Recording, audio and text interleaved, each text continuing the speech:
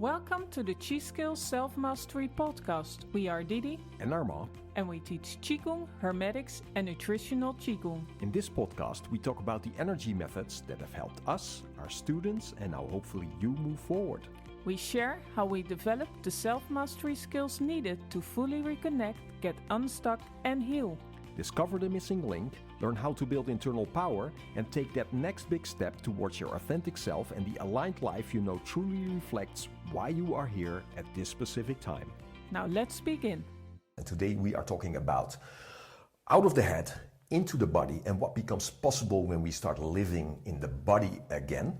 And this podcast is inspired by the quote from Eckhart Tolle, who says in his book, The Power of Now, when we lose contact with the inner body, we lose contact with being. And this was the quote that really started my internal journey because it resonated in such a deep way. And things started to move very quickly from there because it just woke me up. I was already sort of waking up, I guess, but that really woke me up. And it got me to asking some questions on when I'm not in my inner body, where am I then, right? Yeah. And of course, I quickly discovered and sort of already understood that I was living in my monkey mind. So that's where I was. Yeah, and with so many with us. Totally. I think when, especially looking at, our society these days, so many people are in their head all the times, and everything around you is kind of created to be in the mind. Absolutely. To be there all the time. Yeah, so, it's very mental. Yeah. That has a lot of consequences too. This disconnect that happens then, of course, right? And that we see and... and I think if you look around you, because especially if you outside a train station, beautiful example, if you look around you and you look at people, most people are distracted by their phones. That's Sure. where most, so they're not actually present where they are. They are somewhere else. They're somewhere, and or they're still thinking about where they came from or where they're going to. Yeah, sure. Yeah.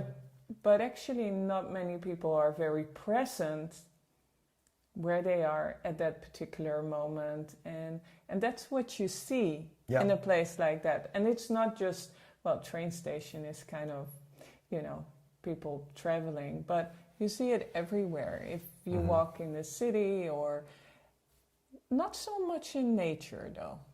Right. Although now when I walk in nature, I see a lot of people with headphones on and maybe listening to podcasts. Yeah. But that's of course we're true. adding to the heap as well with this. Yeah.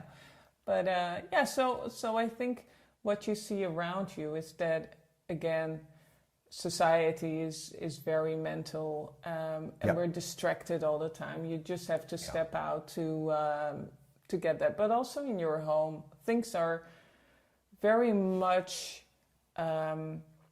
designed to kind of be in a state of heaviness and distraction. Yeah, I think that's true. Yeah, absolutely. That's I think you see it with cars, for instance, right? They have to park themselves, they have to drive themselves, they have to keep the car in between white lines. We have to put them full of airbags, of course, and protection.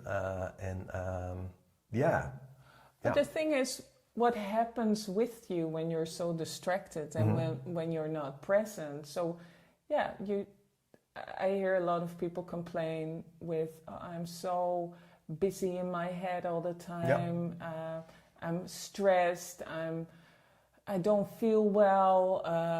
And what happens, and that's what you see society does, is that there is you kind of numb yourself from that feeling. Sure, but it's not only the head, of course. It's also the emotions that will come with it, and it's this part of that we're locked into that you could just describe as the survival brain, right? That we slowly but surely get pushed into as we grow up and get conditioned into, because we grow up around people that are older than you and have the same thing developed already, and so you take that over from them, and it gets conditioned over time to become more and more a thinking animal. Yeah. And of course, we can also make that even important, the way we think. And of course, there's some truth in there as well. I'm not saying thoughts are bad per se, but when it goes unconscious and it's just out of the now constantly, and it's being busy with the past, and it's busy with the future, and it's constantly switching between these, and with all the anxiety that happens from that, that creates a lot of problems. And of course, the main thing is that, you lose the being.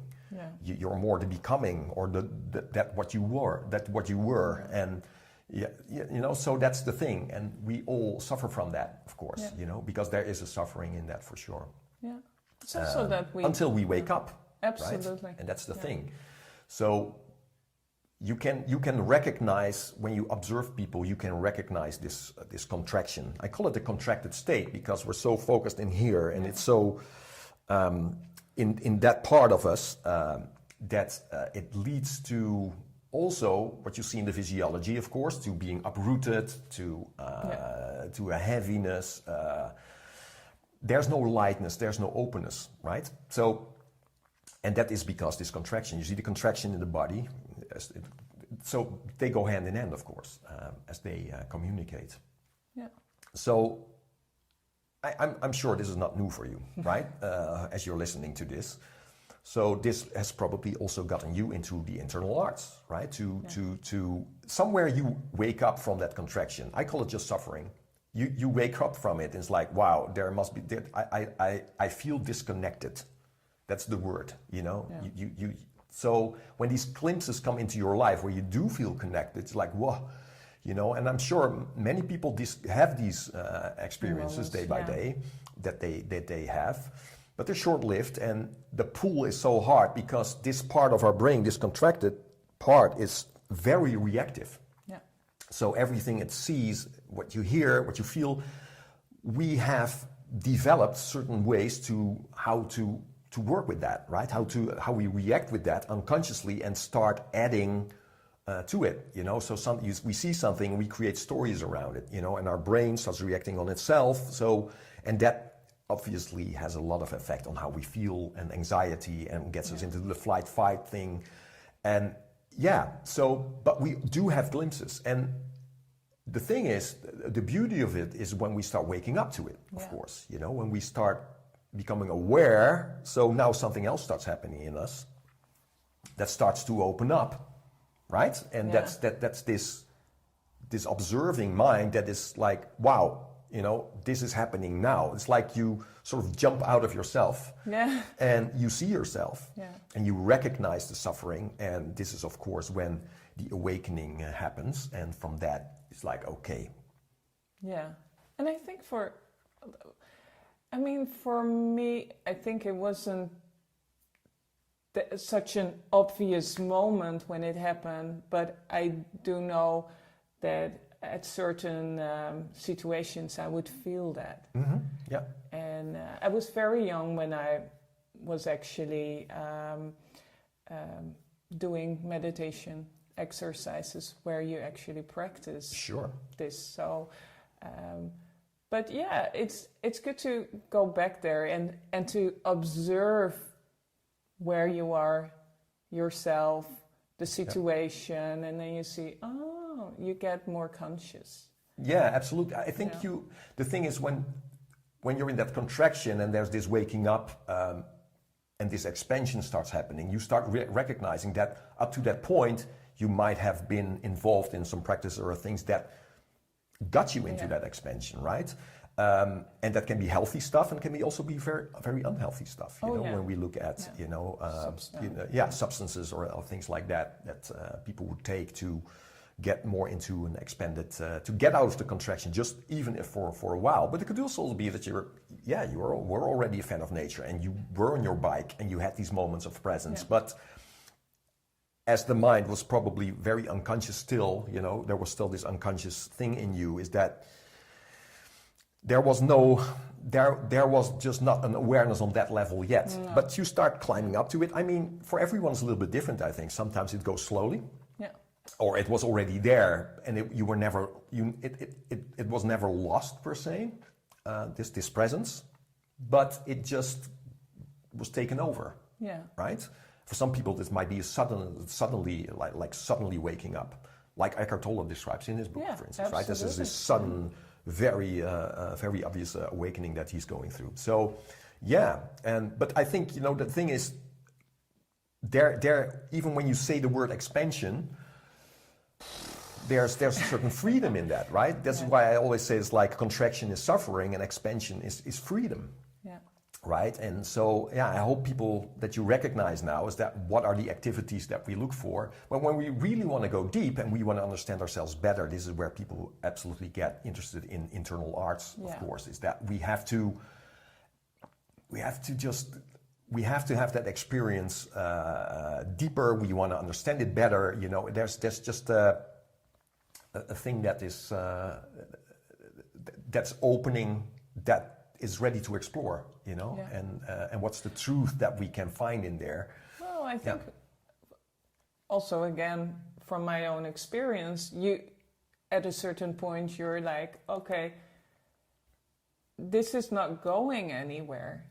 And I heard from many people going into this from like being in a burnout or just hitting a wall in some way. Like, okay, how do I get out of this? But you have to kind of get out of yourself. Yeah. And this is exactly kind of the process that's happening.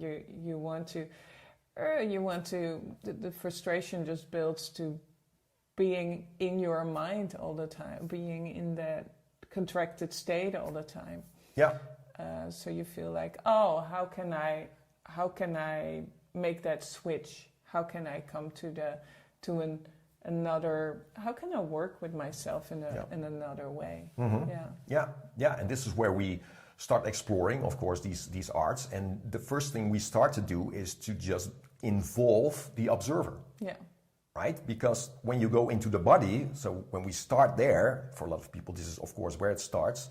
Although some people start with meditation, of course, but there's absolutely similarities here because it's all mental in the end, right? It's all about this gap that starts happening between this contracted mental state, the reactive part of us, the analytical, part, and the observer. So, but it's this observer that's going to make the journey. Because the thinking mind, you can think about a joint, but that doesn't mean you're there. No. Yeah. And that's just in a nutshell what we're talking about, right? So when, let's say, you get into the internal arts and we start with, let's say, standing practice. Now we have a clear path that has been developed over time and generations, of course, and being handed down as like a step-by-step approach to lead the observer into the body. Step by step. And the first thing we're doing is opening the joints. That's the thing. That's a thing that is out of the opening of the joints. A lot of things become possible, of course, but the first thing is that we have some direction that we can go to. So talking about the spine, talking about all the joints, that we have something to aim for and connect with. Yeah. And then, of course, start to open, which starts a process. So this is why we call that the first opening in the Qigong process, is the opening of the joints, because that creates the possibilities that can come out of there. But thinking about it, as we meet a lot of people who, that work with us, is that it's not that obvious that they already did that, even. Right? I've met a lot of people who do standing practice or haven't done that for a long time. Yeah, but not doing this. But not connecting with that. Yeah. They're standing there. Right? They didn't get the deeper instruction, the step-by-step approach that can, and I'm not saying that's everything. No. I'm saying these step-by-step approaches have an effect on you that get you deeper and deeper and deeper and create disconnection again. And what comes out of that and what is specifically for you, that is yours, of course, that's unique. But having that step-by-step approach means we have a method of stretching the mind into the body, this observer into the body again. Yeah, so it's not per se that obvious, right? Yeah, no, it's and I think especially people coming here for the workshops, some of them have been practicing for quite a long time, but just missing those finer details. That's what they're looking for. Yeah. And then when you do give them that, I sometimes feel like my ballet teacher from when I was young, because we're to really open up a system again and directing them into, okay, well, actually, when are you aligned? And it's such a huge change. It's incredible. When this is happening again, when people are truly aligned with themselves, and you see the body shift, because the funny thing is, when somebody does his standing, and sometimes it's just minor tweaks, and you feel it click. It clicks, and you opens. Just boop. It opens, and you see it in the eyes, you see it in the whole body structure. Yeah. That there it is. Yeah, and you see, and then you also start feeling that it's not just a physical thing. No. The whole energy opens, and the being starts opening and becomes present, right? So you check the alignment, you check the openness, you know, all that stuff. You start opening the joints. Click. Yeah. Energy opens, because from the opening of the joints we get into the fascia, from the fascia get into the energy, from the energy we get into more and more formless, into the expansion, and the mind starts shooting out. But the thing is, when you come back even to the physical and the relationship between the physiology and how we feel, right, the state, then at a certain point you're going to see also that distracted people, they're not sexy to look at, because they just they're not there. Because they're not there. Distracted people are not sexy. This is why we like to see, for instance, in ballet. When you look at ballet, you see people who are super present.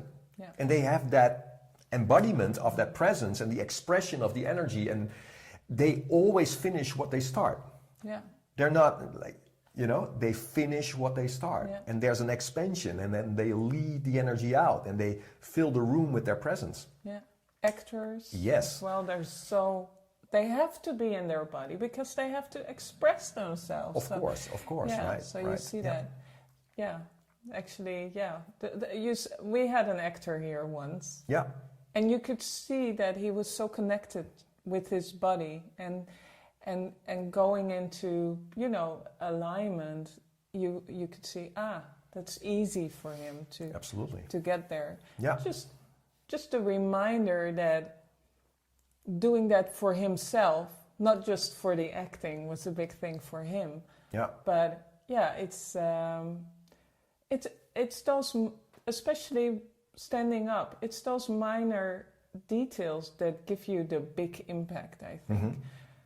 The hands, the feet, especially the spine. The spine.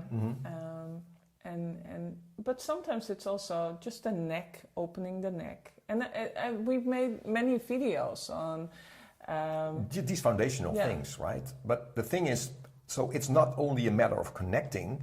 From the connecting, we can start restoring. And that's the thing, because bodies tell stories about, what happens with the person, and, the whole nervous system tells a story, and the contraction that starts to happen there as well. So it's out of this reconnecting and opening the joints, etc., and going into the fascia, we can start restoring and rebuilding the body. And this is super important because it's our foundation. When we don't work there, and it will all be short-lived. Expansion will be very short-lived because the body is just working against it, right? So the thing is, when we start turning that around, start working on this foundation, start stretching, start opening, start strengthening the joints, start realigning, start rebuilding our structure, start grounding again. All these steps lead over time to a body that is not distracting us anymore, but is supporting expansion. And that's the almost like the paradox here is like the internal process is about going from this physical to more and more of the formless. It's like a coming home thing where we lead ourselves from this from the physical, the form, towards the formless, right? So, but going to the formless needs very strong form, and that's sort of the paradox, right? So, strong fascia strong joints need to be developed. It's not something you do 5 minutes a day. That's just not how it works, right? If you're really serious in getting a sustainable, open, foundational, physical frame to support that, we have to work, right? Yeah.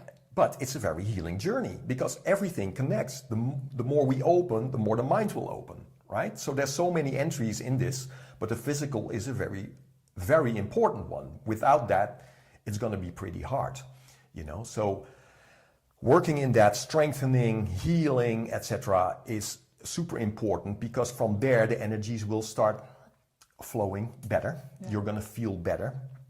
So you'll be more and more in the moment because of that as well. You become more and more body aware, of course, over time. Yeah. Also during your life, you know, because you're so living in your body again. You know, the thing is, every time you go in, you leave something behind. It's like breadcrumbs, right? From that fairy tale. So it's that thing is like every time you leave a breadcrumb, it's easier to come back to until it's just always there. Like we're talking to you right now, I'm in my body as well. Yeah. I'm aware of I'm sitting, I'm aware of how I'm moving, how open I am. All these things, I'm aware of that because that has become normal for me, right? Yeah. Where I was completely disconnected from that. Yeah, yeah. So, yeah, and out of that, you know, everything starts happening and can start opening. But just if people would only have disconnection and start living here again. Huge change. Yeah. The level of mastery that can come from that, from presence to just the quality of your life, and yeah, you want to. It's also the connection back to feeling. It's of course, yeah. It's like thinking about what you said before, thinking about the body or feeling the body, and feeling the body again, where it's heavy, where it's light. I mean, for a lot of people, when they first start standing practice, the arms are so heavy. They just want to. Yeah. The shoulders are not open. There's so much tension in the system. Especially the shoulders, if you do computer work, the neck and everything. So it's so heavy, so you don't really want to go there. Building it, you feel like, now I feel the lightness coming in. There is flow in the body. Now I can feel it.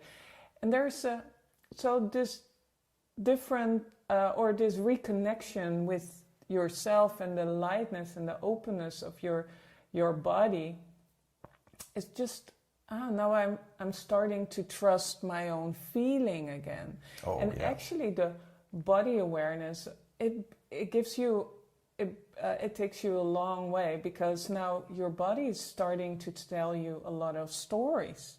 And also about, if you start to trust yourself, your own system, your own, especially also your body first and for all, it's such a different entrance on making decisions, because you see that when you're distracted, there is this the mind or the contraction will give you a decision. But most of the time it's not yours. Right. Most of the time it's been something that you read, something someone else has said, and you try to fit in, or... it's influenced, or it's fear-based, or it's, you know, there's a lot... it's a disconnected decision. Yeah, but now being connected with yourself, now you feel like, this feels good. It's more out of the stomach reaction, as we call it, the gut reaction. Like it's like, okay, does it feel okay? Do I feel this expansion when I think about it? Or do I feel this contraction? If I feel that contraction, maybe that's not a good idea. So it's also, this is also what follows from Reconnect to the body again. Yeah, absolutely. And this it's this intelligence, right? Yeah. And for me, this is a huge thing that goes a long way. Yeah, so. Absolutely. So landing in that, coming home to that, you know, it sets up everything from. So the whole internal process starts in that, but every every detail of it, you know, also connecting to the breath, to the joints. There's so much going on there in the body that is telling you stories, and is this intelligence that communicates back to you, and that we start learning to trust again as well, right? It's something that we can over time land into, because this is, you know, this is not one, you know, it's not a fluid ride per se, you know, it's going back and forth. But when you're in it, you're in it. And but I think I maybe underestimated in the beginning what was necessary to open this body and to make it strong and open. And it's not just a matter of, you know, doing some exercises 5 minutes a day. It just doesn't work like that. It's especially or for me, right? So I should talk about myself, but I've seen it with students as well. It takes some time, right? You see it when they come in. This is where we start, and you can see the disconnect when they come in. You start helping them connect to the body again. So, you know, we do all these exercises, you know, with elastic bands, stretching, all sorts of opening, fascia training, all that stuff. And over time, throughout the weeks and the months, we see a development happening where they start, this is grounding, this is alignment. Okay, so this body, the body starts recognizing itself again. Yeah. And from there, you can see them grow, but also self-correct. That's so funny, right? Yeah. So where sometimes maybe people would be like this and that, so they start telling stories. It's like, yeah, but, you know, and you see this happening. It's like, and then I'm only looking at them, and it's like, come back. Stillness, right? So, and sometimes, of course, I remind them as well, in a loving way, of course, but I love it when they start reminding themselves. So that is the thing, as we start developing this, it's something that is, it's like you work through a certain point, it's like a breakthrough where it becomes self-regulating. Yeah, self-regulating. But up to that point, you have to help, you know, you have to put your awareness constantly there. I mean, the contraction pool is so strong, you know, it's like, and so to stretch out this formless mind again takes some time. So this is why we have these step-by-step approaches to help people have that approach that we know will work, and has worked for generations and generations and generations, right? We're not going in haphazardly. We're going in with a plan. If you want to know more about what we're offering, please check out qskills.com. We have an online course that gets you into these step-by-step approaches of, you know, just the core essentials of Qigong, the openings that we're talking about. We also offer private mentoring for those who want to go very deep, interested in hermetics and energy work. Please check these out, and see you later. See you in the next one. Thanks for listening. Bye. Bye.